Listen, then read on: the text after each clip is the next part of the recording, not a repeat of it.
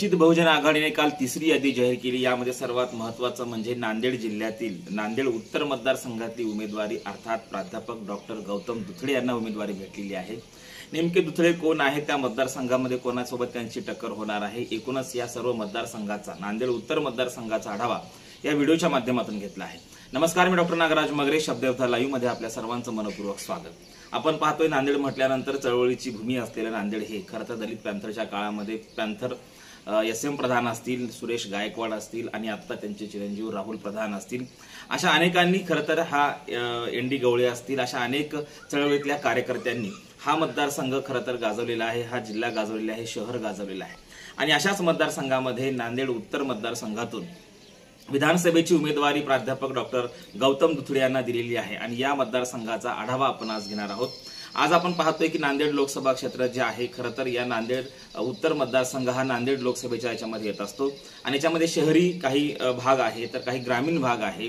तसे लिमगाव महसूल मंडळ आहे, नांदेड वाघा महानगरपालिकेमधले वार्ड क्रमांक 1 ते 9 आणि 28 ते 39 आणि 50 ते 58 वॉर्डचा हा खरं तर विधानसभा मतदारसंघ आहे आणि या मतदारसंघामध्ये कायम काँग्रेसचं वर्चस्व राहिलेलं आहे। आपण पाहतोय नांदेडमध्ये माजी मुख्यमंत्री अशोकरावजी चव्हाण यांनी भाजपमध्ये प्रवेश केला आणि त्यानंतर नांदेड काँग्रेसचा बालेकिल्ला आता राहिलेला नाही असं जाणकारांचं म्हणणं आहे।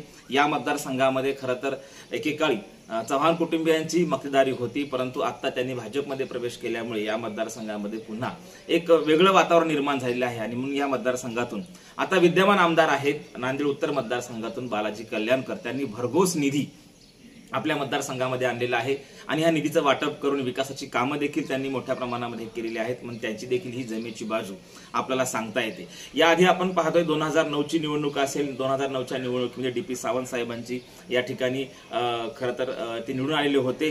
14ला परत DP सावंत साहेब निवडून आलेले होते आणि 2019ला बालाजी कल्याणकर शिवसेनेचे उमेदवार या मतदारसंघातून निवडून आले होते।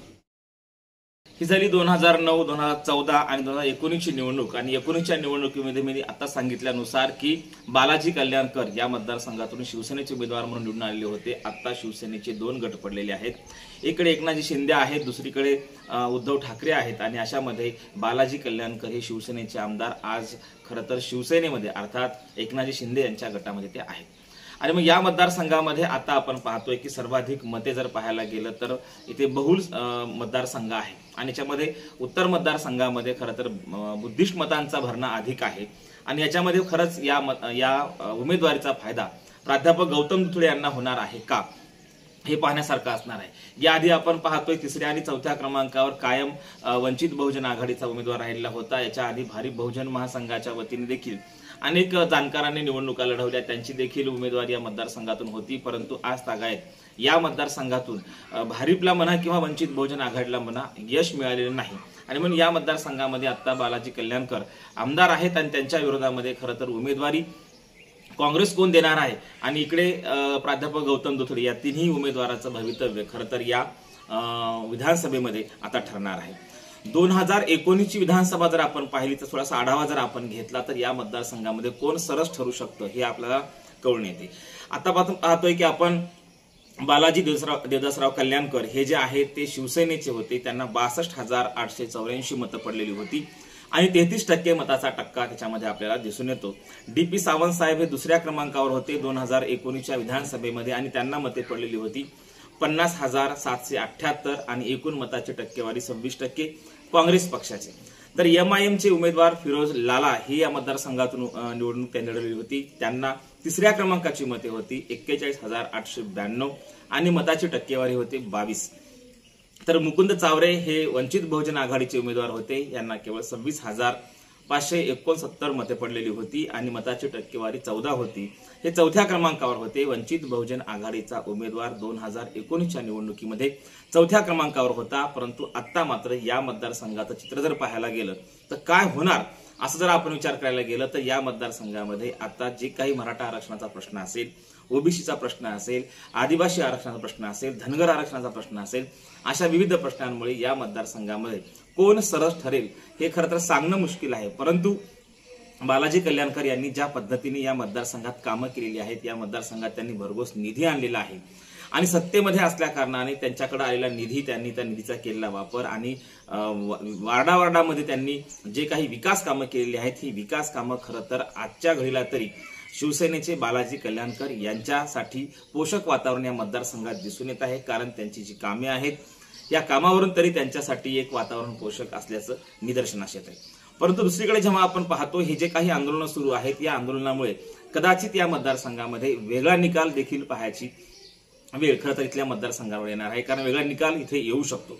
मग नेमका वेगळा निकाल कुठून येऊ शकतो, तर या मतदारसंघामध्ये मुस्लिम, बुद्धिस्ट हेही बहुल मतं आहेत आणि हे बहुसंख्याक मतं असल्या कारणाने या मतदारसंघामध्ये नेमकं एमआयएमचं काय ठरणार आहे. वंचित बहुजन आघाडीचे प्राध्यापक गौतम दुथडे हे खरं तर नांदेड शहरातील एका नामवंत म्हणजे अर्थातच यशवंत महाविद्यालय हे ज्या संस्थेचे अध्यक्ष ट्रस्टी हे अशोकराव चव्हाण आहेत, त्यांच्या संस्थेमध्ये या संस्थेमध्ये यशवंत महाविद्यालयामध्ये ते प्राध्यापक म्हणून कार्यरत असलेले आणि आत्ता आपण पाहतोय की ते या रेसमध्ये आहेत. आणि मग त्यांचा देखील विद्यार्थी वर्ग आहे. गेल्या 30-40 वर्षापासून नांदेडमध्ये सामाजिक चळवळीमध्ये काम करणारे, अग्रेसर सामाजिक चळवळीमध्ये असलेले आणि भारतीय बौद्ध महासभा असेल, इतर चळवळी असतील, बहुजन समाज पार्टी असेल, अशा आंबेडकरी चळवळीमध्ये खरं तर कायम समोर असणारे आणि प्रत्येक ठिकाणी उपस्थिती असणारे प्राध्यापक गौतम दुथडे विद्यार्थीप्रिय प्राध्यापक देखील आहेत. आणि म्हणून या मतदारसंघामध्ये वंचित बहुजन आघाडी या उमेदवाराचा फायदा चांगल्या प्रकारे घेऊ शकते आणि या मतदारसंघामध्ये एक वेगळा निकाल लागण्याची शक्यता आपल्याला दिसून येते. परंतु तरीही बालाजी कल्याणकर यांचं पारडं जड वाटतंय. कारण याच्यामध्ये आपल्या लक्षात येतंय की जे काही निधी आलेला आहे, जो काही निधी असेल, तो निधी त्यांच्या विजयाला समीप घेऊन जाण्यासारखा निधी आहे. परंतु जे समीकरण आज महाराष्ट्रामध्ये घडत आहेत, या समीकरणावरून तरी आज आपण कोणीच सांगू शकत नाही की या मतदारसंघामध्ये नेमका विजय कोणाला मिळणार आहे. यशवंत महाविद्यालयामध्ये असताना त्यांचा विद्यार्थी वर्ग या मतदारसंघामध्ये आहे. या मतदारसंघाचे त्यांचे मित्रपरिवार असतील, विद्यार्थी असतील, चळवळीतले कार्यकर्ते असतील, अशा सर्व गोष्टी बघूनच कदाचित पक्षाने त्यांना उमेदवारी दिली असावी. प्राध्यापक गौतम दुथडे हे खरं तर त्यांचा जो काही स्वभाव आहे, एकूण त्यांची जी काही सामाजिक कार्याची जी काही पद्धत आहे ती अतिशय चांगली आहे. आणि मग सामाजिक कार्यामध्ये अग्रेसर असलेल्या व्यक्तीला खरं तर या मतदारसंघामध्ये वंचित बहुजन आघाडीने उमेदवारी दिलेली आहे. ही झाली त्यांची जमेची बाजू. इकडे आपण सांगितली शिवसेनेचे बालाजी कल्याणकर, त्यांचीही जमेची बाजू आपण सांगितली. तिसरा उमेदवार जो असणार आहे, मग DP सावंत असणार आहेत का काँग्रेसचा कोणता उमेदवार देणार आहे, त्याच्यावर खरं तर या 3 पक्षांमध्ये वंचित बहुजन आघाडी, काँग्रेस आणि शिवसेना शिंदे गट यांच्यामध्येच खरं तर ही या ठिकाणी लढाई असणार आहे. काँग्रेसकडून अनेक इच्छुक उमेदवार आहेत. नेमकी उमेदवारी कोणाला मिळणार आहे याकडे खरं तर सर्वांची प्रतीक्षा लागलेली आहे. आणि अशामध्ये जर DP सावंत यांना उमेदवारी दिली तर त्रिशंकू निवडणूक या मतदारसंघामध्ये होण्याची दाट शक्यता आहे. धन्यवाद.